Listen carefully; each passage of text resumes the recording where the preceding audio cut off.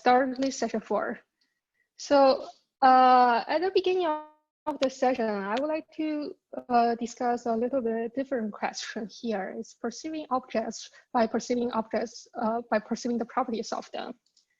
So I want to talk about this question because for human, when we try to perceive the physical world, we want to perceive the objects. In many cases, we don't only care about the identities of them or what kind of object is them. We care more about the objects.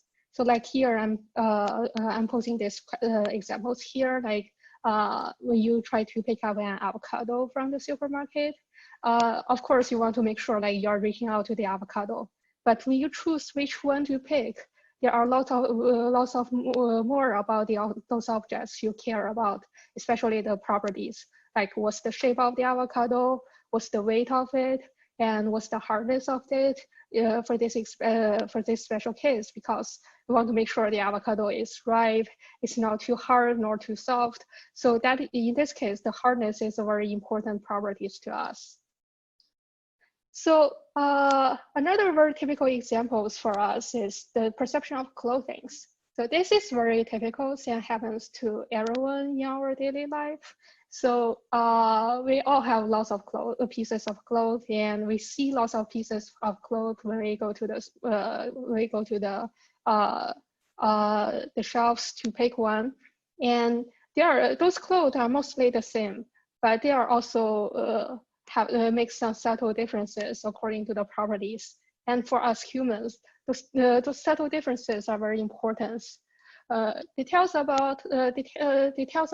about like what does this piece of clothes feels when you wear them, and what do they look like. And we always try. We have multiple ways to perceive them, like using vision and using touch. And we have lots of properties to care about, like the thickness, smoothness, fuzziness, softness, and whatever. So those all make a feeling for us about what this piece of cloth is like. And I also want to mention the clothes example is that because that not only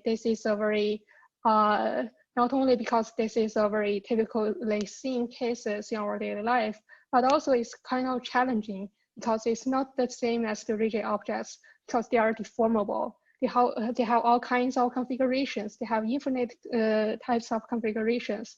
But as humans, we still have some constant perception upon them, regardless of the configurations or the places we touch them or the ways we interact with them. So we did some explorations about how to achieve similar perceptions of object properties with robots. So, for example, to explore the physical properties of clothes, we built a system like this. So we have a robot arm here with a parallel grippers and tactile sensor on one of the fingers. And up here, we use a RGBD camera to take a overall view of the workspace, especially about the clothes that is laid on the table in a natural state.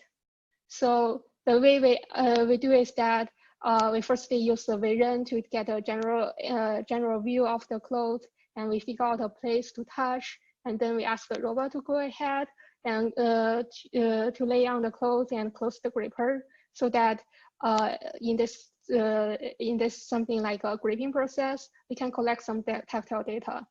Specifically here, we are using a vision-based tactile sensor called GelSight to collect the tactile data.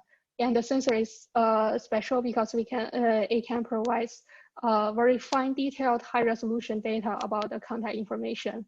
For example, for this piece of broadcloth shirts, when we ask the gripper to grip on the clothes, we can collect a sequence of tactile data from GelSight like this. So the color here represents the shape information, like the surface normals, and we can use that to reconstruct a height map on the contact surface. So for example, when we ask the robot to contact this cloth, we can see that the contact is growing from a small contact area to a larger contact area. And on the contact surface, we can see all those fine textures of the cloth material, and also the overall shape of the cloth that includes the shape of those foldings and the overall round shape, because on the other side of gripper, we have a hemispherical shape on here to make sure the contact is large. And the shape here is also very informative about the overall properties. So as a comparison, we collect a data set of 153 different clothes from our daily lives and put them on the table as our robot to go ahead to grip on the clothes and collect lots of tactile data. And from those examples of the tactile data, we find that there are lots of differences between them. And although subtle, but they are very much related to the physical properties of the cloth where we ask the robot to perceive. So for example, they all have their specific textures. Some of them are very fine, like the satin, and some of them have very coarse textures, like the knit material, like the wool material. And also the overall shapes are different, like some of them can make very deep contacts of this hemispherical shape, and some of them make very blurred contact of a large area, like the knit material, wool material, and leather.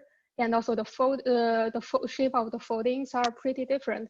And we believe that all those subtle information are very informative about the properties we care about this piece of cloth. So to figure this out, we train a deep neural network to understand, to evaluate all those properties that is pre-labeled by human regarding to this piece of cloth from the tactile data. So on the other hand, another challenge in this project is that where could the robot go ahead to go and touch the cloth? So we use vision to figure it out, because compared to touch, which can get very only local information, the vision is much better at providing some global information. It tells about what happens in a much larger field of view. So here we use vision to take a picture of the cloth. Especially we use the depth image, which is cleaner about only the shape of the cloth. And we decide that the ridges on the clothes are the best places for the robot to grip on So we ask the robots to figure out where are those wrinkles and where are those ranges, and figure out where are the best places to grasp. Of course, we found that not all the wrinkles are the good places to grasp. So again, we use another neural network to figure it out. So now we have two neural networks. Firstly, we have one working on the tactile data, so that it helps us to understand the related properties that describe this piece of cloth. And we have another neural network to work on the depth images to tell the robots where is a good point to grasp or where is not a good point to grasp. And after that, we connect them together. Like firstly, we use this to figure out where is a good point to grasp, and the robot go ahead and grasp among the objects, collect some tactile data, and then we figure out what's the related properties to describe this piece of cloth. So sometimes we figure out, like, we found that a confusing problem here is, what if the tactile data is bad? So this might be because multiple reasons. For example, if the first neural network is not working properly, like the robot is not grasping at a good point, but at a very not a very nice point, so that the tactile data itself is very confusing, and it's not very easy to clearly perceive those properties from the tactile data. Or in some other cases, the secondary neural network is not working properly, so it's also very confusing about the properties. In this case, we just ask the robot to go ahead and do this exploration again. And the way we understand whether this data is good or bad is by measuring what's the confidence of the prediction of those property perception. So in other words, if we found that the network is predicting the thickness or smoothness with several properties, but that is kind of low. So it's more likely the data we get is kind of confusing, and we need to ask the robot to go back to grasp again and do another loop. So this turns out this closed loop perception turns out to be very helpful to get the robot to have a better understanding of the cloth of the properties. So here I'm showing an example of how this works. So the robot firstly go down to grasp on the object on this piece of cloth. So the place is actually nice, but here is a button, and that turns out to be very confusing to the robot. So the robot just go back and lay the cloth in another configuration and go back to grasp. And this time it's actually a bad position, so there's nothing in contact. And we figure that out from the tactile data immediately. And then we generate another grasp and collect some data. And this time the data is very clear for the neural network, and the robots can confidently predict the properties of the objects. And here we actually ask the robot to do a little task for the household, is to put the clothes into different baskets related to how to wash this piece of cloth, and the robot make the right choice.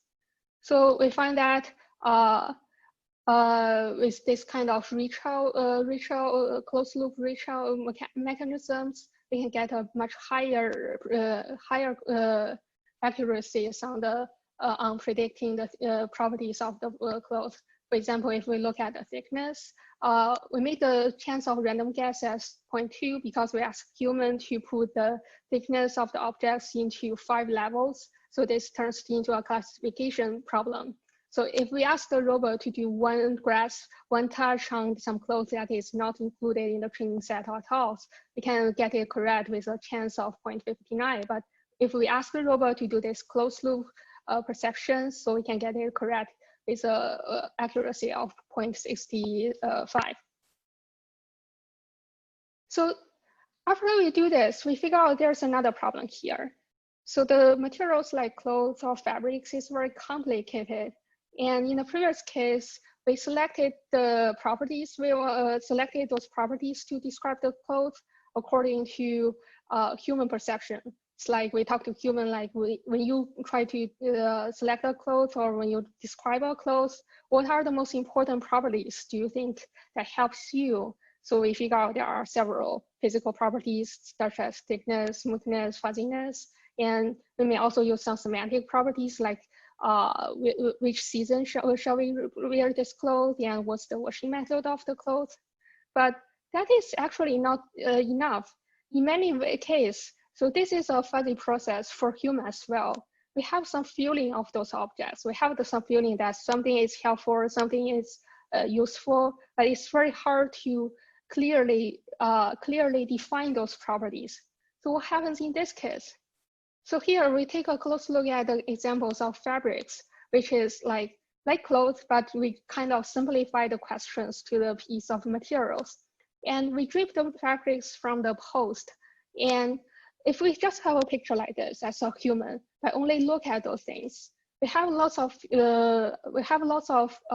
description of those piece of material, like it's flexible, it's stretchy, it's thin, it's witty or smoothing. Of course, there are also other ways, the other things, other related properties that help us to map this piece of materials in our mind. And this is, we got this information from vision, from these pictures, but not only about these pictures. So we can imagine that if we drip this piece of cloth again, it will be a totally different pictures. It is the same piece of cloth. It gives us the same piece of same kind of feeling, but if we compare the two pictures, pixels by pixel, it's totally different. But we can still get the same kind of description of this cloth. And if we have if we can perfectly describe this kind of this property description of the cloth, and we can also imagine what it looks like. So it's the same with touch. So we can also explore the materials by touch. We can touch on different pieces, different places on the material. We can touch in different ways. We can get different data point every time, and those data give us the feeling of the clothes, give us the description of those clothes, this piece of cloth, and also, we can also imagine what it looks like if we have this description. So, and we can also connect the vision from touch because it's the same piece of material. But the always challenging part is what exactly is this piece, this kind of description? It's very hard to get a it's very hard to get a very clearly defined ground truth of those these representations. So if we think that probably a good way is to use unsupervised learning to find a description that can be shared between the two modalities of vision and touch. And hopefully that can help us to get a generalized and rich descriptions of those materials. So here we are dealing with two challenges. Firstly is how to describe these perceptions. And the second thing is that we want to make sure this description of the materials is generalized. That means it's invariant to the configurations and the system modality. Like either you're looking at the pictures or you're touching the fabrics, it gives you the same piece of description. And even though like you're touching on different places of the materials or you're draping the cloth in for different times, even by if you look at the pixels, it's totally different. But you should be able to find the same find the same piece of representation of this material because intrinsically it's the same piece of material and the property remains the same. And here to get the tactile data, again, we are using the gel size sensor. And we simplify the process like we lay this piece of cloth flat on the surface and made a simple fold in the middle and use a gel set to press on the folds on this piece on the fabrics so that we can collect some data like this. Like on one hand, we have the texture, fine details about the textures.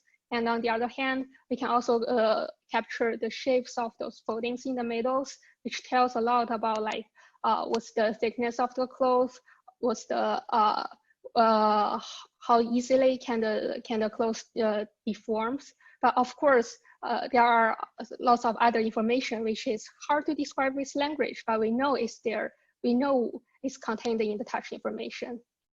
So to get this kind of descriptions, we train a network, a convolutional deep neural network, and generate a long vector from the tactile image. So we expect this long vector can make a good description of this material. So although it's for humans, it's very hard to define the long vectors. We don't know like whether this vector is related to the thickness or hardness or the other properties that are related, but we know these vectors describe the cloth.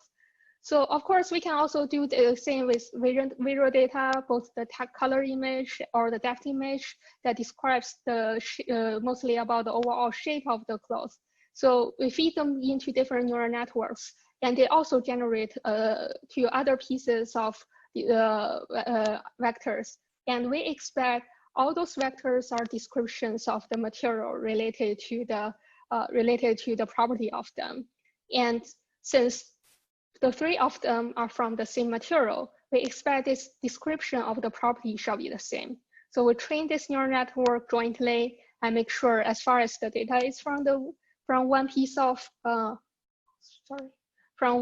material, the descriptor vector shall be the same.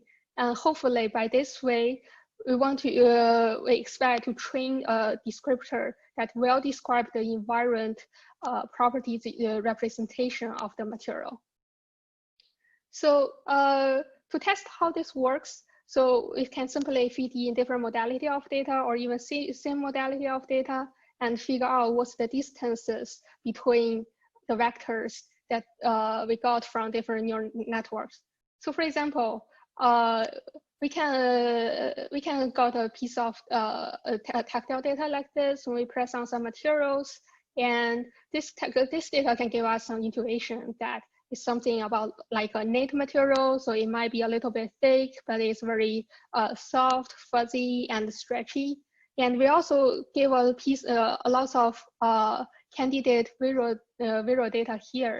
And we feed in the tactile data into the tactile neural network, and we fed in fed the visual data into the visual, corresponding visual neural network, and all of them can generate some vectors that describe the properties of the materials. And we compare the distances between those vectors that we got that we obtained from different inputs. And in this case, we find that the same piece of materials can generate the vectors that is closest to this tactile data. And even by looking at this visual pictures, we can figure out it represents some material that is kind of thin and soft and very deformable. But if we look at the other data here, like those two cases, there are some materials that looks very similar and has very similar properties. And the distances between those property descriptors are very similar. So that means our neural network is able to learn the descriptor that is exactly about only the property of those piece of objects. And for this, for example, this case, this kind of piece of material that generates the farthest distance between those feature vectors, and this one is has some properties very different from the request signals. So we can also we also compare the distances between the feature vectors across all the 19 fabrics which are in our test data set. So here we reorder those materials according to the similarities on the properties in human perception. So for example, these four of them, in human perception, we find that they are kind of similar, so we put them together. So we find that there's some confusion between them, but that exactly means that their properties are very close by. So, and if we compare the distance of their feature vectors, that they're also close. But if we look at the distances of those fabrics and the feature vectors of other fabrics, we find that is much further away. So similarly, for those three of them, they also share some similar properties, but different from the other ones. And for these two, which are very close by, there are also some different fabrics than the others. Okay, so that is something I want to share today. So just to talk about some of our efforts on exploring how we can use tactile sensing or the combination of tactile sensing and vision input to get more understanding about the properties of the objects. Of course, this is there are still lots of things to explore in these directions, and I hope we can see more work in this field. So, and for our first session of this workshop, for the first session of this talk, this workshop, we will look more into the combination of vision and tactile sensing for manipulation. So we'll have three speakers here. The first speaker is Dr. Roberto Calandra from Facebook AI Research, and he will talk about in-hand manipulation using vision and touch. And the second speaker is Professor Dieter Fox from University of Washington and NVIDIA, and he will talk about to do some learning and modeling of touch sensing. And our last speaker is Professor Alberto Rodriguez from MIT, and he will talk about tactile-driven dexterities and use tactile sensing to do object localization and manipulation and assembly.